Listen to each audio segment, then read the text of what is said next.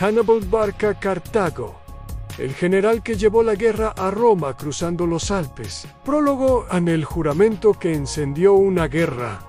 La historia de Hannibal no empieza únicamente en los relatos de batallas o en las cifras de bajas. Empieza en una promesa hecha por un niño, junto a la figura de su padre. Cuando un joven Hannibal escuchó a Amílcar Barca, forjador de imperio y enemigo íntimo de Roma, jurar odio perpetuo a los romanos, ese gesto quedó grabado como destino. No fue una venganza privada ni una sed de gloria banal, fue la constitución de un proyecto estratégico que definiría la energía y la tragedia de una generación entera. La gesta de llevar la guerra hasta el corazón de Italia, cruzar el sur de Europa con ejércitos multinacionales y atravesar Alpes habitualmente inmovilizados por siglos, con elefantes incluidos en la leyenda. Combina audacia técnica y un profundo sentido del riesgo calculado. Hannibal fue sobre todo el epítome del general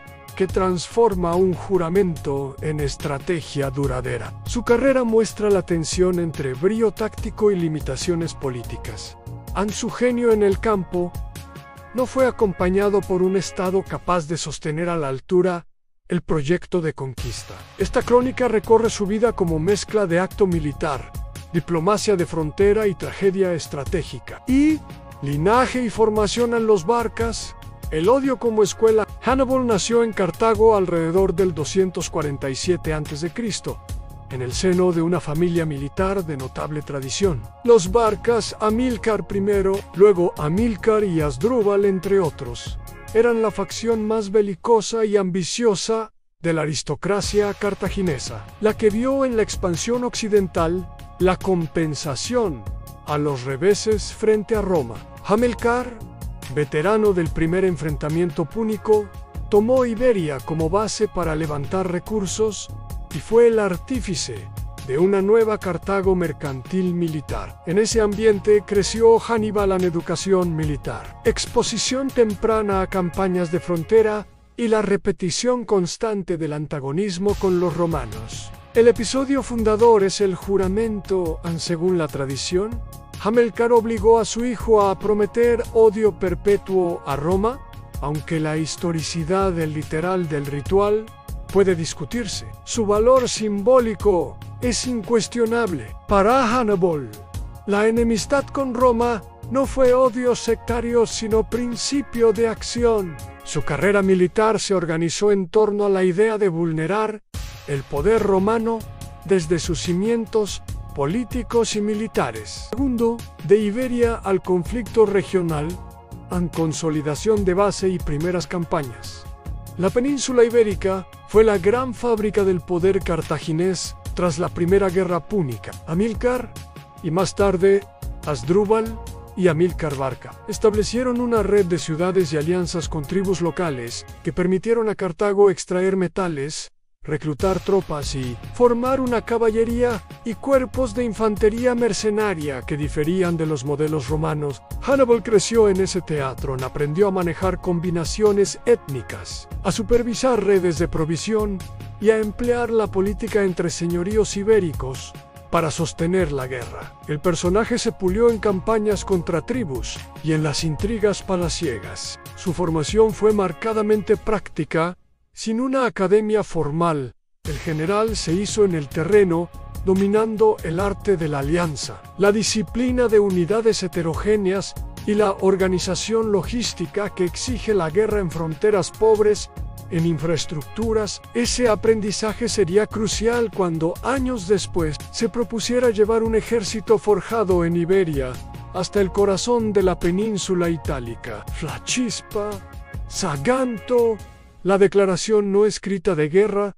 La guerra abierta entre Cartago y Roma no estalló por azar. La cuestión de Sagunto, ciudad aliada de Roma en la costa oriental ibérica, fue el mecanismo que catalizó el conflicto. Hannibal, ya a la cabeza de fuerzas cartaginesas en Iberia tras la muerte de su padre y de Asdrúbal, decidió someter Sagunto. El sitio fue tanto un acto de hegemonía regional como una apuesta calculada a provocar la intervención romana o forzar a Roma a aceptar la expansión cartaginesa. Roma hizo su advertencia.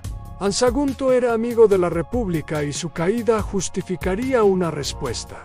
Hannibal, consciente del riesgo, eligió la confrontación. El sitio y la caída de Sagunto, alrededor del 219 a.C., marcaron la ruptura. Roma declaró la guerra y el escenario quedó dispuesto para lo que vendría, la Segunda Guerra Púnica. Hannibal no actuó impulsivamente, había hecho cálculos sobre la obligación romana de intervenir y sobre la necesidad de arriesgar una ofensiva mientras Cartago consolidaba recursos en Iberia. Cuarto, el plan audaz en cruzar los Pirineos y los Alpes hacia Italia.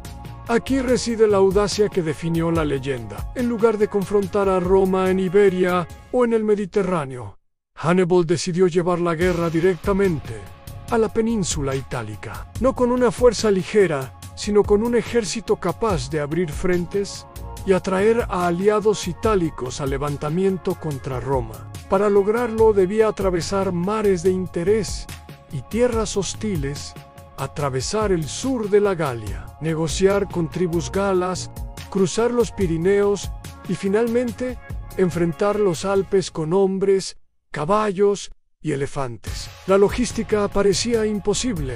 Aún en tiempos de Mayo movilidad era, sin embargo, el único modo de imponer una crisis política en Roma en su propio terreno. La marcha tuvo varios componentes técnicos: selección de rutas, contratación de guías, negociación con jefes galos para permitir el paso, reorganización de convoyes y adaptaciones para animales y artillería. Hannibal supo explotar la sorpresa y el factor moral. Ningún general romano esperaba una agresión masiva desde el norte de Hispania hacia Italia con fuerzas tan heterogéneas. El objetivo era claro: provocar fracturas en la red de aliados de Roma, fomentar la sublevación de las ciudades itálicas y desatar una crisis política. El cruce épico de la Galia al paso alpino y la pérdida de efectivo. La marcha por la Galia fue dura, pero viable. Hannibal ganó aliados galos y neutralizó contingencias mediante pagos o promesas de botín. Los problemas surgieron en el tramo alpino. El cruce de los Alpes, más que la utilización de elefantes, es el episodio que mejor sintetiza la mezcla de técnica y épica. Caminos empinados, deslizamientos, ataques de tribus, montañesas, hambre y enfermedades, más la inmensa dificultad de desplazar animales pesados. Las fuentes recuerdan la pérdida de buena parte del contingente original a Miles.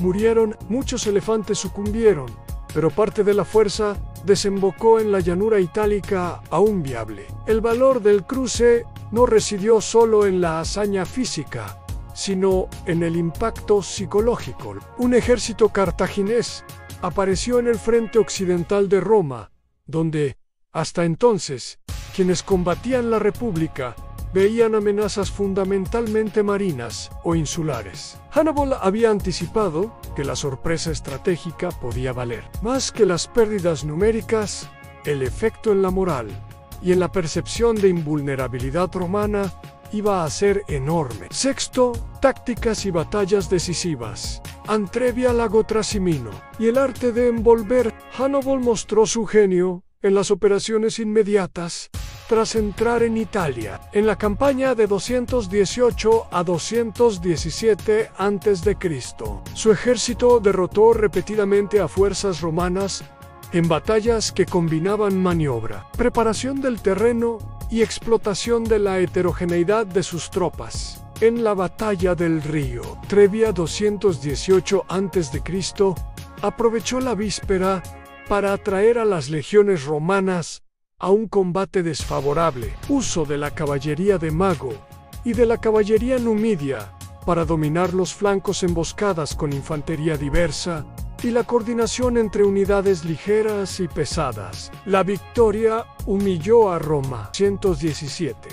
En el lago Trasimeno, aplicó una emboscada en una configuración lacustre que que sorprendió a los romanos forzó al cónsul a marchar por un corredor donde las fuerzas cartaginesas podían golpear por los laterales y cortar la retirada. La batalla fue una masacre. El control del terreno, la inteligencia y la sincronía fueron letales. Estas campañas mostraron la fortaleza táctica de Hannibal, su lectura del terreno, su uso de tropas étnicamente diversas, Galus, Seuchiberus, Númidaus, Libios, y su habilidad para explotar los errores romanos. No era solo maña, era técnica, maniobras en profundidad, uso de caballería para desordenar alineaciones y la práctica de infligir derrotas morales, además de física. Séptimo, Canae en la cumbre de la artillería táctica y la lección del doble envolvimiento. La batalla de Cani 216 a.C. es la página que ha hecho inmortal a Hannibal. Frente a un ejército romano superior en número, el cartaginés organizó un doble envolvimiento magistral. Dispuso su centro en forma deliberadamente débil, una línea de infantería en profundidad que se retrocedía, mientras sus flancos, compuestos por tropas ligeras y caballería superior, atacaban y rompían los extremos romanos. Cuando el centro se fue curvando hacia atrás, las fuerzas de flanco convergieron y cerraron la bolsa. La legión quedó prisionera en una trampa donde la inferioridad de espacio y la presión externa convirtieron la formación en carne de cañón. El resultado fue terrible. Han decenas de miles de romanos muertos o capturados. Estratégicamente, Cani representó algo más que una derrota numérica. Fue una demostración de que Roma podía ser derrotada en su propio suelo con maniobras superiores. Políticamente, gigantescas porciones de Italia sucumbieron, o se lo pensaron. Algunas ciudades del sur cambiaron de bando. Otros aliados romanos temblaron. Sin embargo, la victoria no se tradujo en la caída política completa de la República. Aquí se encuentra la paradoja central. La genialidad táctica no bastó para sustituir la carencia estratégica de coronar la victoria con la capacidad de someter Roma políticamente. Octavo, la política de la guerra en diplomacia en Italia y la limitación del apoyo cartaginés. Tras Canae, Hannibal intentó convertir sus triunfos militares en ganancias políticas.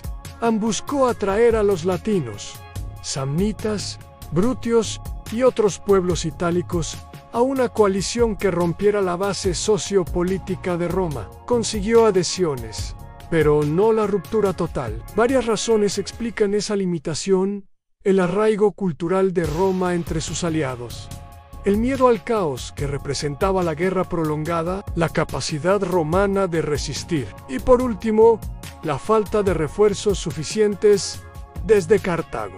La aristocracia cartaginesa y los cuerpos políticos de la ciudad no movilizaron el apoyo logístico y estratégico necesario para capitalizar las victorias de Hannibal. La diplomacia de Hannibal fue notable en supo negociar con jefes locales, utilizar regalos y promesas de autonomía e incorporar contingentes. Pero la política ha de sostenerse en recursos. Cartago, con su élite mercantil, reacia a un despliegue total de medios y contenciones internas sobre la conducción de la guerra, ofreció apoyo insuficiente para transformar las derrotas romanas en una erosión sistémica de su poder. Noveno, el desgaste en tiempo, logística y la reacción romana. Hannibal mantuvo su presencia en Italia durante más de una década.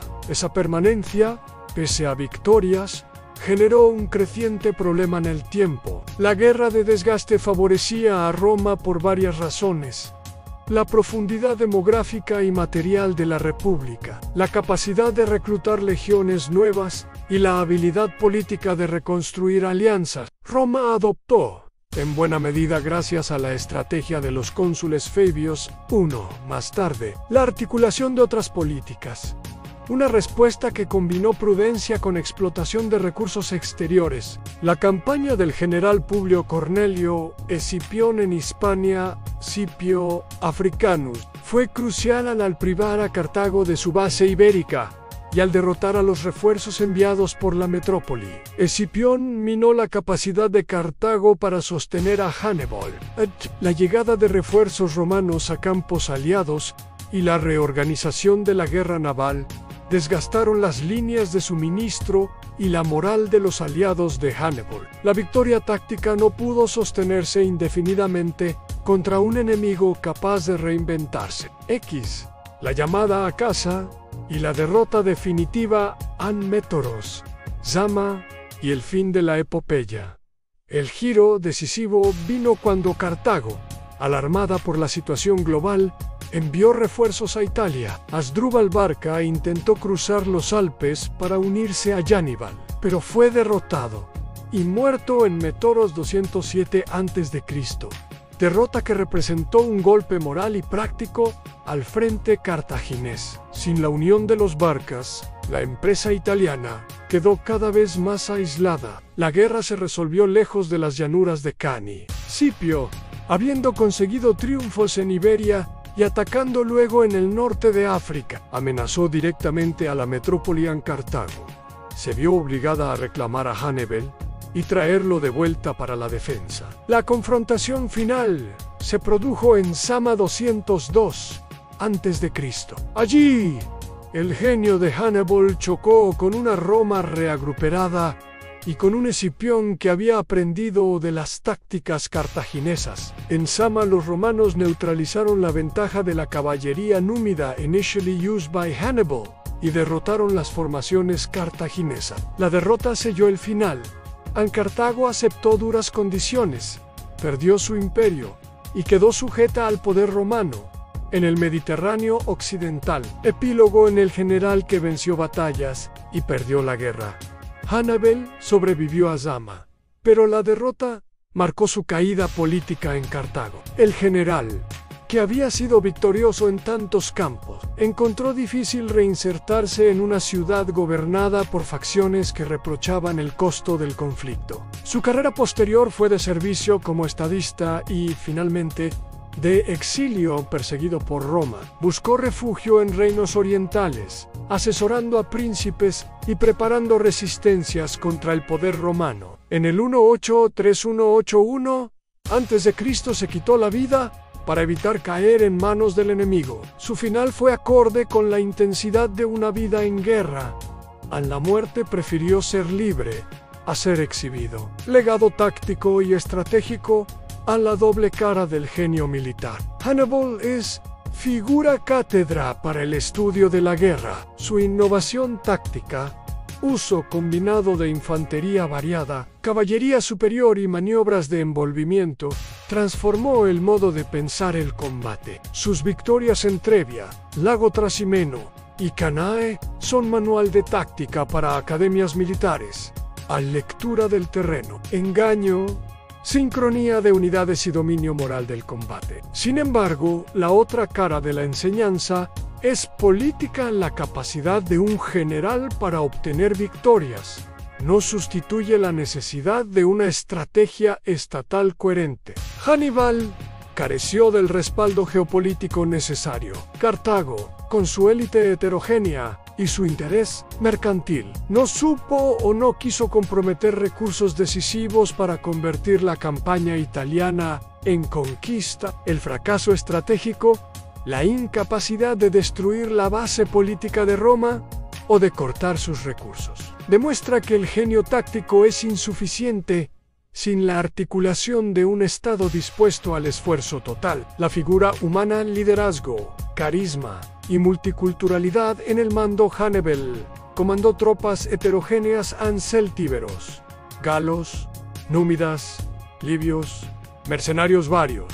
Su éxito en el mando no fue solo estratégico, sino humano.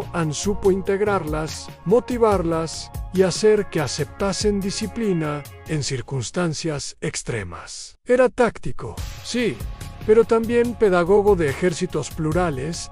Distribuía botines, respetaba jerarquías locales mantuvo la cohesión con autoridad y ejemplo. Su carisma se combinó con rigor, no fue un déspota caprichoso, sino un comandante que entendió la lógica cultural de sus tropas. Reflexión final en tragedia, grandeza y la lección histórica. Hannibal encarna la tensión clásica entre audacia individual y límites estructurales. Fue capaz de provocar la mayor crisis militar que Roma enfrentó antes de las guerras civiles. Sin embargo, su vida demuestra la imposibilidad de sustituir, mediante estrategia personal, la fuerza de un sistema político y demográfico como la República Romana. La epopeya del cruce de los Alpes y las victorias en Italia persisten como la imagen del genio militar. Pero el fracaso final recuerda que la guerra es un arte político tanto como técnico. Hannibal es,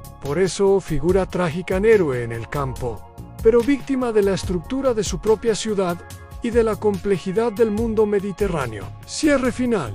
El hombre que llevó la guerra a Roma, Hannibal Barca, murió en el exilio, pero dejó una huella profunda en la memoria militar y política occidental. Fue el general que se atrevió a llevar la confrontación a la puerta de Roma, que enseñó a leer el terreno y a utilizar la diversidad de tropas como ventaja, y que mostró la ambivalencia entre victoria táctica y fracaso estratégico. Su vida es lección para estrategas y políticos.